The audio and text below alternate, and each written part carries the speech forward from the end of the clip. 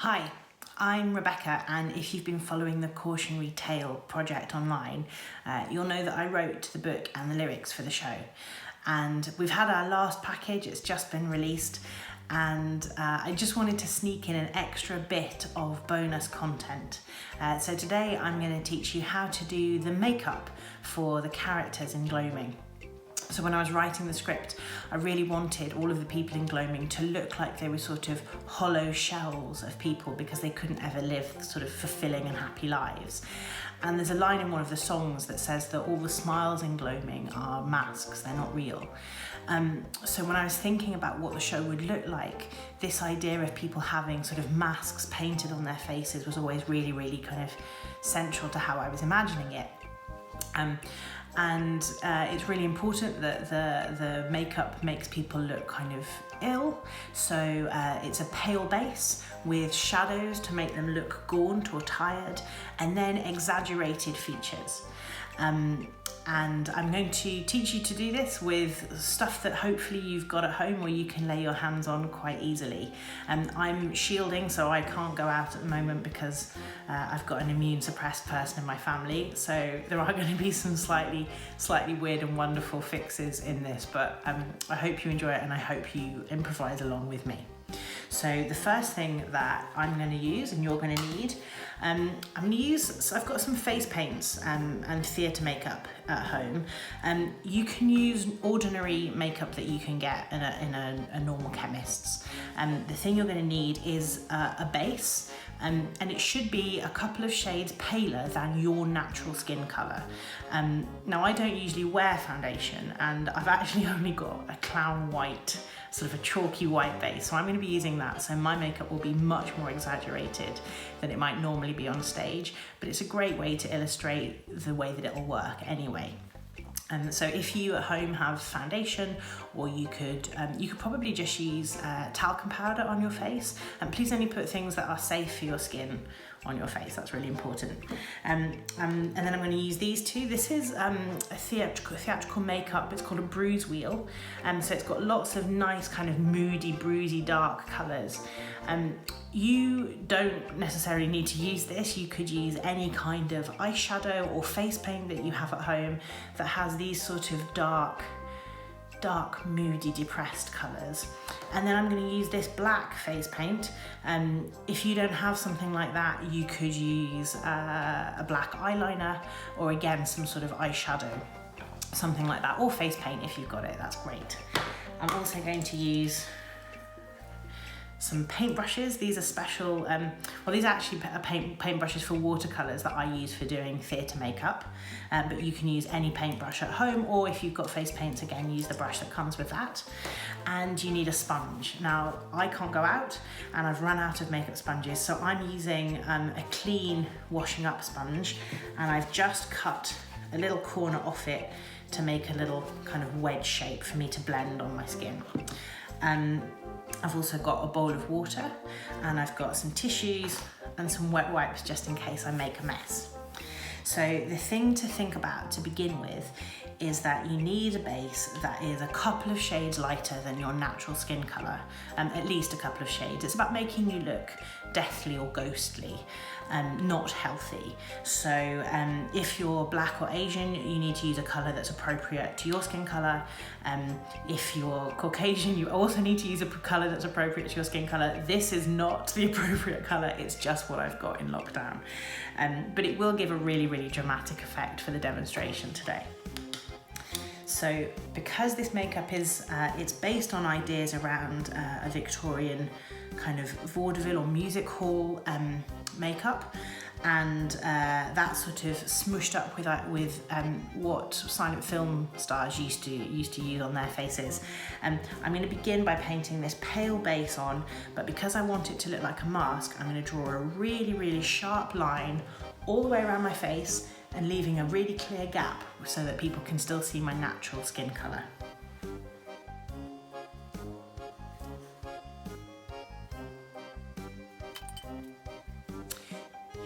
Great, so as you can see, I've drawn that slightly weird white circle around my face, and now I'm going to use my sponge and I'm going to fill it in.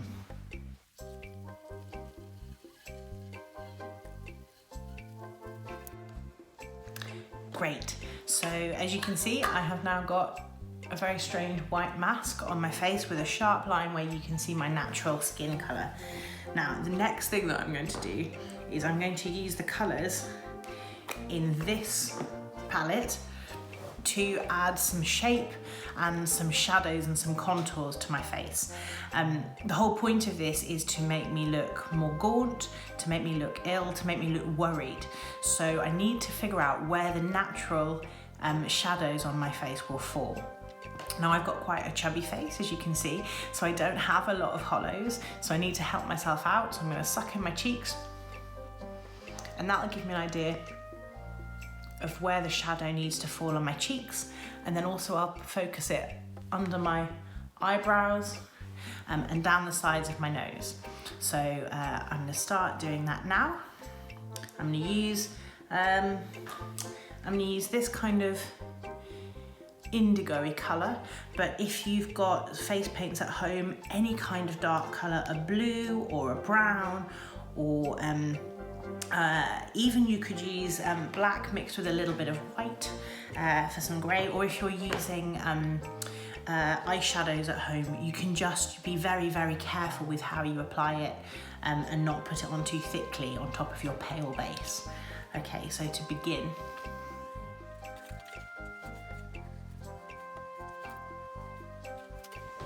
great, so you can see that I've put those little patches of very dark paint on my face now.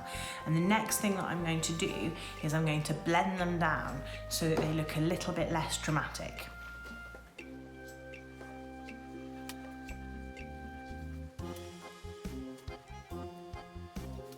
Great, so let's just check if I've got those even.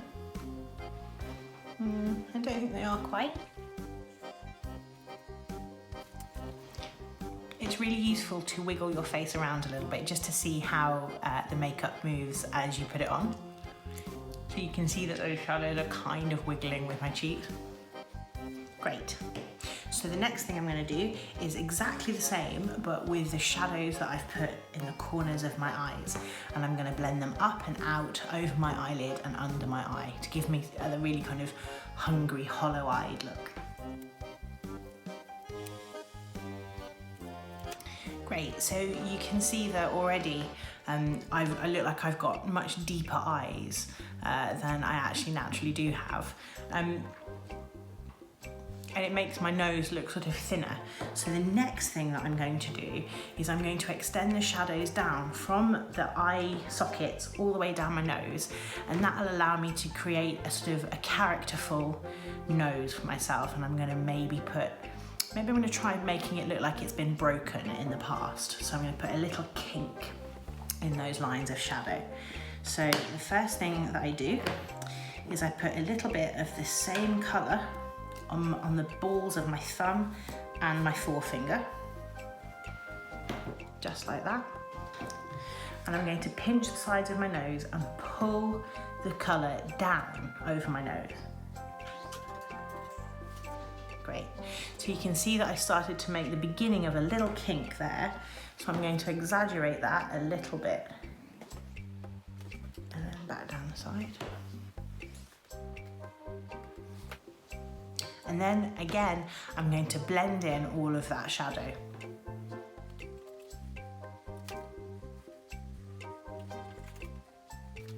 Now, don't worry if you get anything wrong. You can easily just take a little bit of anything that you get in the wrong place, just take it off with a little bit of water on a piece of cotton bud or using a wet wipe. And then you can always just fix the white again by dabbing a little bit on top, your base, whatever the colour base you're using. So I'm just going to put a tiny dab there. So as you can see, I look like I've got quite a crooked nose. I look like someone way back in the mist of time might have punched me in the face and broken my nose. Okay, so then now you've got a good base for your character, and the next thing that you need to do is figure out what sort of person it is, you know, what detail you're going to put on your face. And the things that you've got to play with are your eyebrows. You can add wrinkles, you can add beauty spots, you can add lipstick or freckles, and all of those things are super easy to do.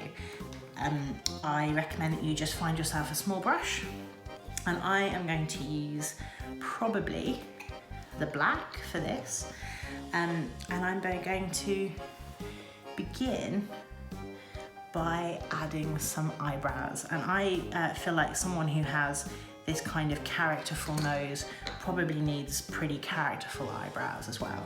So I'm going to draw some really, really bushy ones on for myself. Again, if you don't have face paint at home, you can absolutely do this just with a normal eyeliner pencil. So I'm going to start here at the very beginning of my eyebrow, and I'm going to go all the way to the end.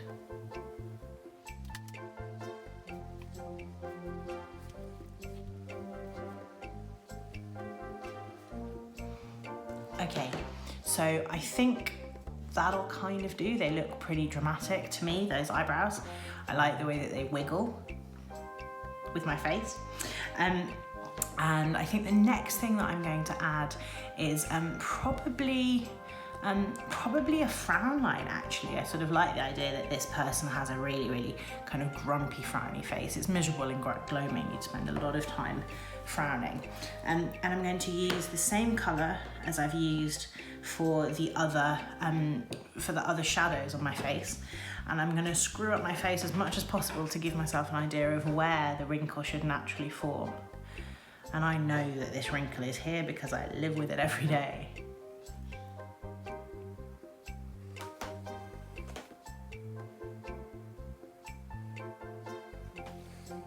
And what I've done there is I've just emphasised the line of the natural wrinkle that falls on my face. I think I've probably got some around my mouth as well. So let's start with these ones. Let's start with the ones around my nose. And maybe coming down from the sides of my mouth. And if I wanted to be really wrinkly, I could probably add some wrinkles under my eyes.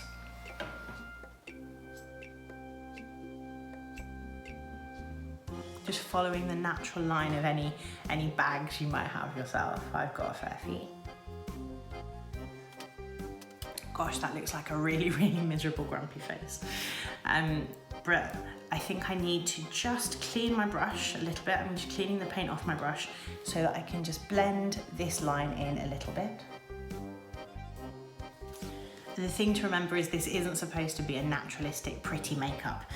It should look exaggerated, so be brave with it, and don't blend away too much, because that's where all of the character comes in with those really kind of deep lines. Let's have a look. What else can I add? I could add a beauty spot if I wanted. I could add some freckles or a mole or a spot. Let's have a spot. I'm going to use another little bit of black, just to put a spot on my chin. And I wonder if maybe this person has just a little bit of a flush. You know, when people get really sick and they're very pale, but they also look like they have kind of slightly rosy cheeks. So I'm using a little bit of this colour. I think it's called blood red. And I'm just going to put the tiniest little bit on my finger and just dab some of it.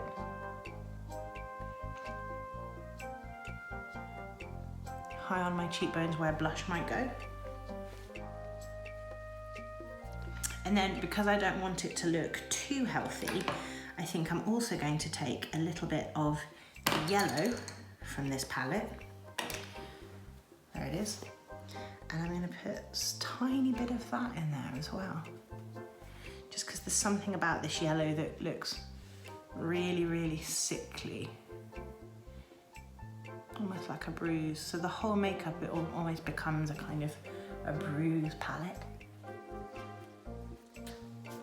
And then finally, I'm going to take another little bit of that red that I showed you.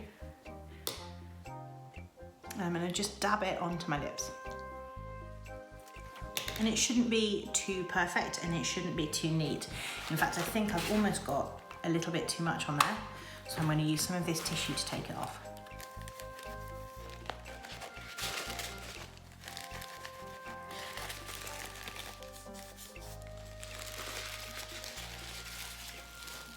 There you go, that brings it down to a more manageable colour. And again, just looking as this makeup dries, I think maybe that yellow is just a little bit too bright. So I'm just going to tone it down a little bit with some of the white. And there you go. There you can see what the miserable and dour characters of Gloaming might look like. Remember that as with every makeup design, you should adapt this to suit your own face. Don't put the lines where I put them because your lines will be in different places. And you should make sure that the colours that you're using are suitable for your natural palette. A version of this will work for everybody, but it's just about making sure that the tone works with your skin tone. So before you're finished, if you've got a hairband on, take your hairband off and make sure you kind of fluff up your hair, and that'll give you an idea of what your makeup might look like with a wig. I sort of like the idea of having my hair tied up in a slightly crazy way. Great, so I hope you have fun. The whole point of this demonstration was to give you something to really visualize and get creative around in terms of creating characters. I'd really love you to share your photos online, use the hashtag Cautionary Tale Musical, and don't forget to get everything up online by the 13th of June, because that's the deadline for us to choose who we want to bring along with us when we record our demos. So thanks so much for following all of our project and the workshop for all of these weeks. It's been a joy to watch what you've all created. Thanks a lot, and have fun this week. Bye.